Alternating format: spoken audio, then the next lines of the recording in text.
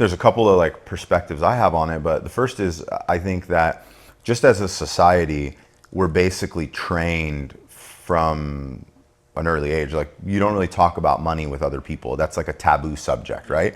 I mean, all the way down to like, it's awkward to talk about splitting a bill with somebody at a restaurant, let alone having like open conversations about retirement planning or how much money you have and other people have. Everything's a competition and it's awkward. So once I got into this business and I'm having these conversations with people, I had to give myself the permission that it was okay to go and talk to people about their financial situation, which was always taboo. And now it's like, it's no longer taboo because I am the person who's licensed to come and help people with this. But it's still taboo to them a lot of times. And you have to kind of break that barrier. I also think from my assessment of just working with so many different people in different like levels of wealth or socioeconomic classes, I think that the people who are poverty stricken or on the lower end of the income and money spectrum, they're not talking about money a whole lot because they don't have a whole lot of money.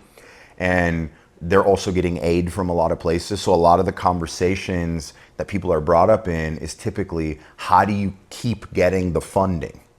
Conversations are around how you tap into government benefit, how you continue to do things like that, because that's the action they're taking.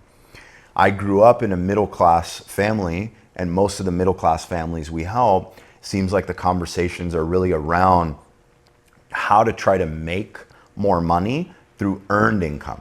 How can you get a better job? How can you do things of that nature? And it's usually to make money to try to buy the lifestyle you want to live. And you're trading hours, and you're trading those hours of time for currency.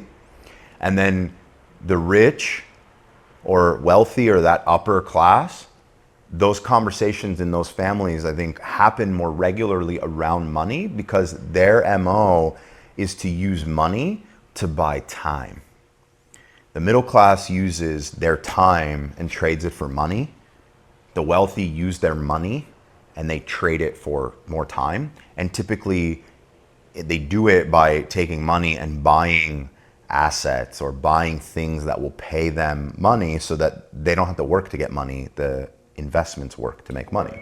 So I just see the conversation about money is different. And it's said that the hardest thing to accomplish in one's life is to elevate to the next socioeconomic class. That's why most generations repeat the same financial problems. They live in the same style and type of houses, and it just repeats itself because you only have the information that you have around you. In today's day and age, if you're willing to go seek it, there's endless opportunities to get the information, but it's just the wrong conversations are happening. And you're not in the right rooms to hear those other conversations. Right. I want to be more and more intentional about as my kids are getting older. And, I would say that there's even this, you've heard that saying, like the cobbler with broken shoes. So basically, like, you don't want to be the cobbler with broken shoes, which would be a cobbler is a person who builds and makes shoes, right?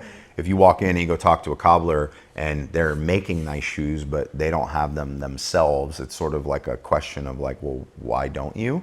And so even as a professional, like, we spend so much time trying to go and serve our clients and build the business and do things like that. You have to like remind yourself, like, oh, I have to step back and treat myself as a client. I have to look at my own situation, because especially if you didn't come up in an environment where wealth was normal, money conversations were normal, all of these types of things. But yeah, hands down, I think that the conversation about just money itself should happen more often, for sure.